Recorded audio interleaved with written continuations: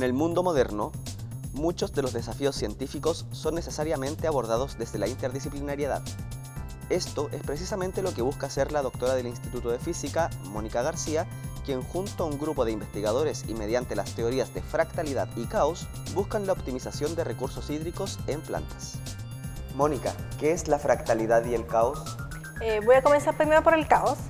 El caos es un comportamiento que se da en cualquier sistema que evoluciona en el tiempo o en el espacio y que luce desordenado, aleatorio, impredecible. Eso básicamente es el caos. Y la fractalidad es un concepto que fue introducido por Mandelbrot, que básicamente te dice que tienes una dimensión fractal.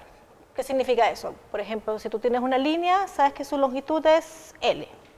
Si tienes un cuadrado, sabes que su área es L al cuadrado, L a la 2. Si tienes un cubo, tienes L a la 3. Bueno, un fractal va a tener una dimensión que va a ser L a la D, donde D va a ser un número decimal. Puede ser 0,456, por ejemplo. Entonces, por ejemplo, si tú tomas una hoja y le mides la longitud de la hoja, todo el perímetro de la hoja, eso te va a dar que tiene una dimensión fractal.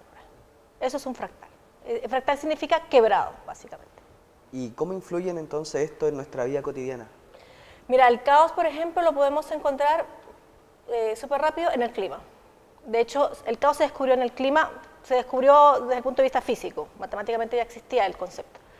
Pero básicamente es esto de que si tú tienes dos condiciones muy parecidas entre sí, digamos que hoy está soleado y en una semana va a estar soleado otra vez, entonces tú puedes decir, bueno, cada vez que esté soleado en una semana va a ser sol de nuevo, y resulta que un mínimo cambio en la temperatura de ese día va a hacer que en una semana haya una tormenta tropical, así llueva, truene, relampaguee.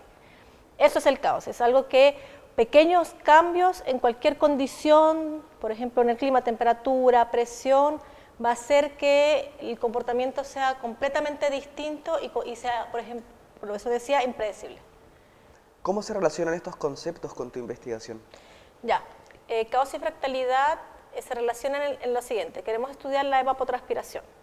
La evapotranspiración es en las plantas, cuando ellas hacen intercambio de gases, es decir, exhalan oxígeno y toman dióxido de carbono, abren unos pequeños poros que se llaman estomas, y al abrir los estomas pierden vapor de agua, pierden agua.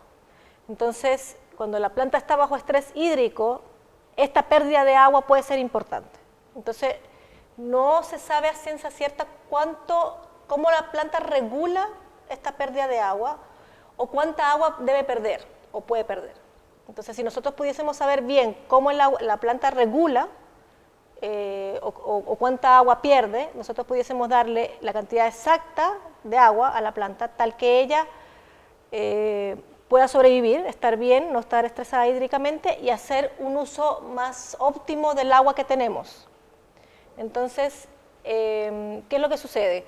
Generalmente en los bosques uno considera que la distribución de hojas de los árboles es una distribución uniforme, ¿sí? Todas las hojitas están distribuidas uniformemente, les incide la luz solar, las calientan, pero las calientan de forma uniforme, la sombra que produce todo es uniforme. El problema es que esto no es tan así, el problema es que la distribución de hojas en los bosques tiene una estructura fractal. Entonces, al ser fractal, puede que haya hojas que reciban más luz solar, otras menos luz solar, puede que haya más paso de radiación hacia el suelo, y eso va a incidir en cuánta agua pierde la planta a través de este proceso de evapotranspiración.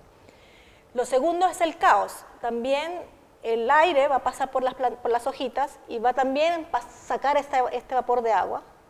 Y uno también considera que este paso del aire a través de las hojas va a ser uniforme, y resulta que tampoco es uniforme, y puede causar lo que se conoce como turbulencia, y eso está asociado con el caos.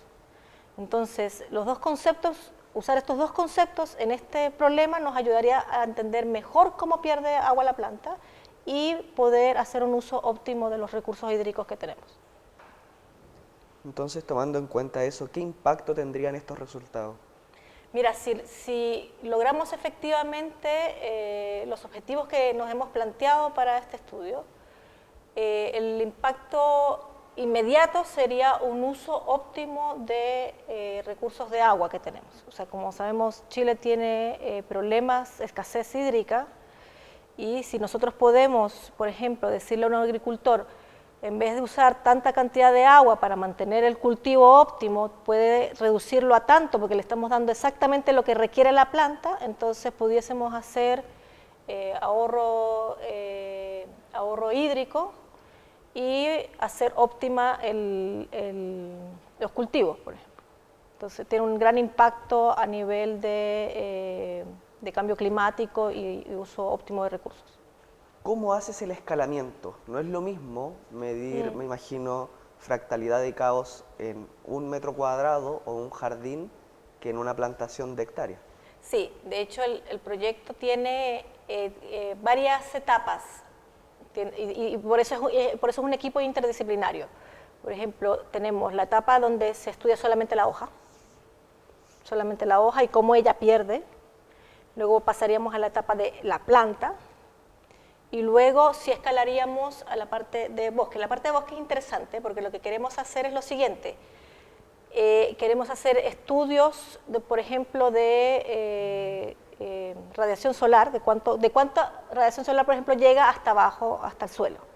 Entonces, con un dron y un LiDAR, lo que se llama un LiDAR, que básicamente es un láser, uno puede escanear desde la copa de los árboles, tú puedes hacer un escaneo de una zona, una cierta zona del bosque, puedes hacer un escaneo completo, tanto desde encima como el láser pasa y atraviesa toda la zona, entonces podemos estudiar prácticamente todo el volumen de bosque, ¿sí? Cómo es su estructura geométrica, cómo es la estructura de las plantas, de los tallos, del tronco y arriba también.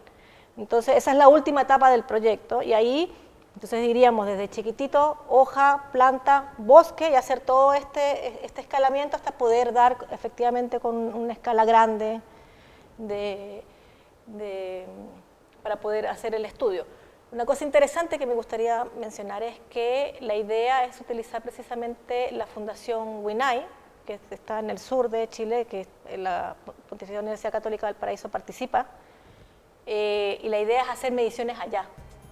O sea, poder hacer, ellos también miden evapotranspiración, pero de otra forma. Entonces la idea es poder comparar, de hecho, nuestras medidas con sus medidas, y como está en un fiordo, puedes hacer medidas de espacios grandes de bosque.